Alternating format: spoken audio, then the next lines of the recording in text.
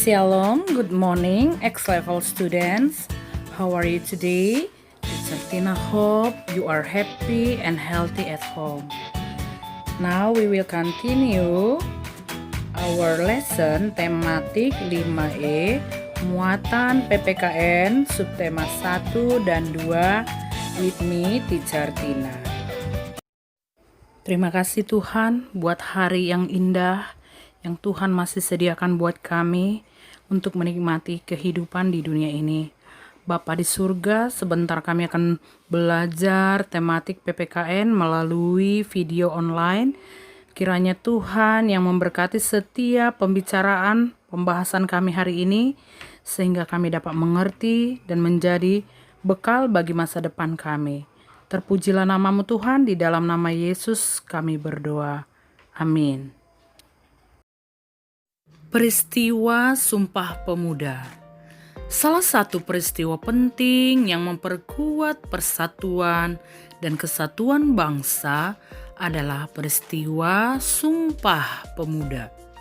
Sumpah Pemuda merupakan hasil keputusan Kongres Pemuda II yang diselenggarakan pada tanggal 27-28 Oktober 1928 di Jakarta. Latar belakang terjadinya Sumpah Pemuda. 1. Penderitaan penduduk akibat penjajahan.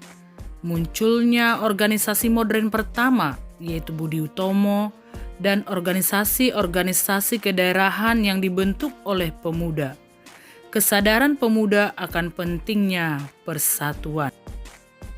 Proses terjadinya Sumpah Pemuda. Tanggal 30 April sampai 2 Mei 1926 diselenggarakan Kongres Pemuda pertama di Jakarta. Kongres ini dihadiri oleh wakil-wakil organisasi pemuda dan bertujuan menanamkan semangat kerjasama antara organisasi pemuda.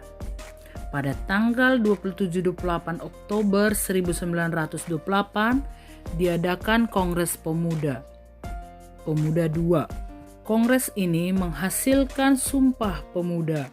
Pada kongres ini, para pemuda menyanyikan lagu Indonesia Raya yang diciptakan oleh Wage Supratman atau disingkat dengan W.R. Supratman untuk pertama kalinya. Isi Sumpah Pemuda. 1. Kami putra dan putri Indonesia mengaku bertumpah darah yang satu, tanah air Indonesia. 2. Kami putra dan putri Indonesia mengaku berbangsa yang satu, bangsa Indonesia. 3. Kami putra dan putri Indonesia menjunjung tinggi bahasa persatuan, bahasa Indonesia. Nilai-nilai yang terkandung dalam Sumpah Pemuda. 1. Berjuang tanpa pamrih.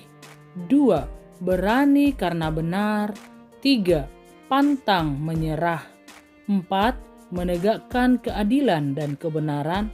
Dan yang kelima, rela berkorban.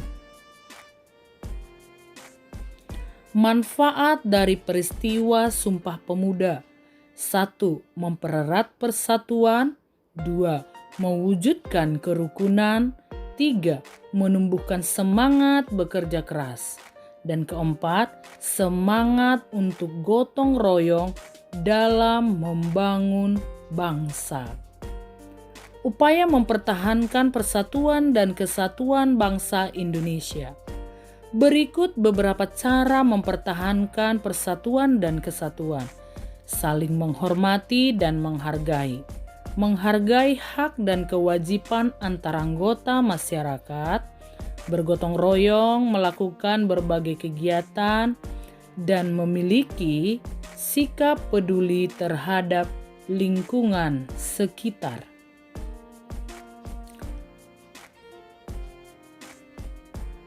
Upaya mempertahankan persatuan dan kesatuan bangsa Indonesia. 1. menghargai pendapat orang lain saat bermusyawarah, menolong tetangga yang mengalami musibah, dan rasa toleransi. Usaha mempersatukan Negara Kesatuan Republik Indonesia atau NKRI.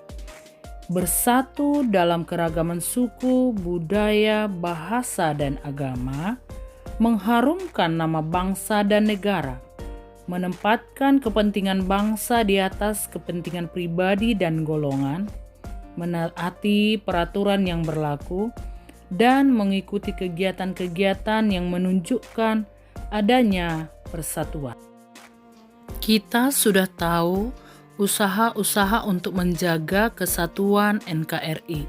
Kita harus memupuk rasa cinta tanah air dalam menjaga keutuhan NKRI.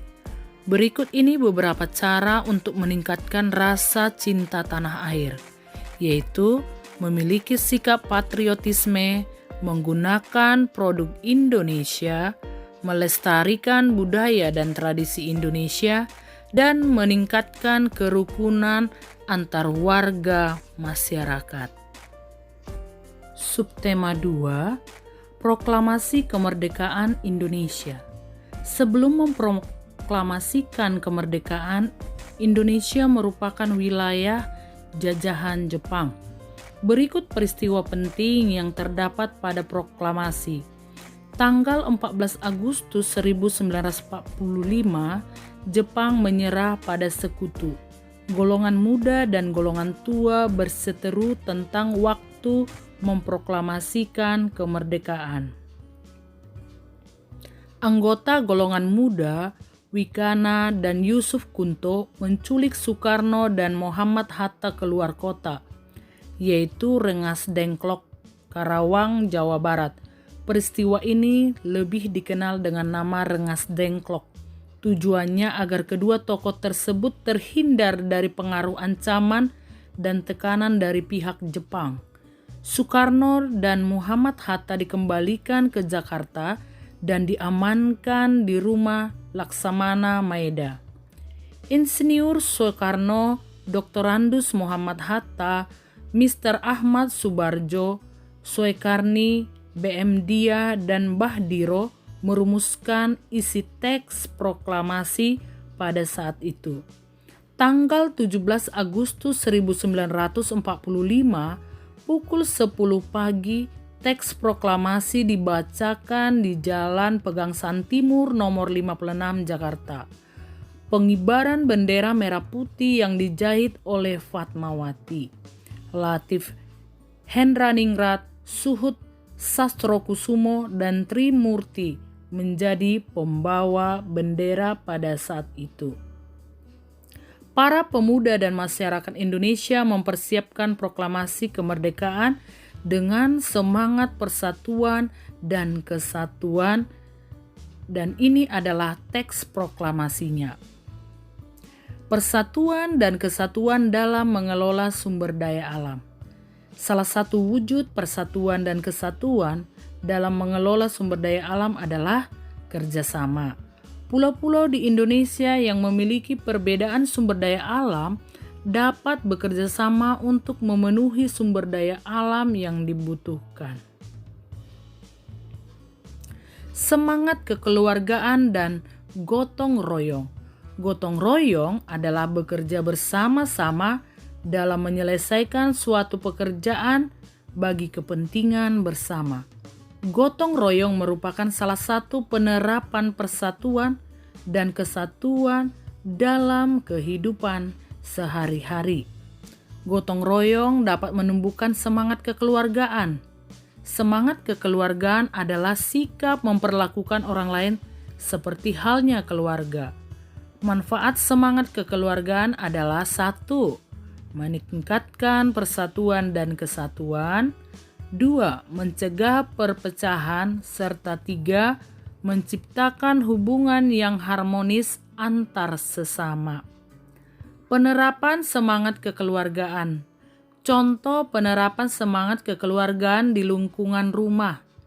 Menjenguk tetangga yang sakit atau terkena musibah.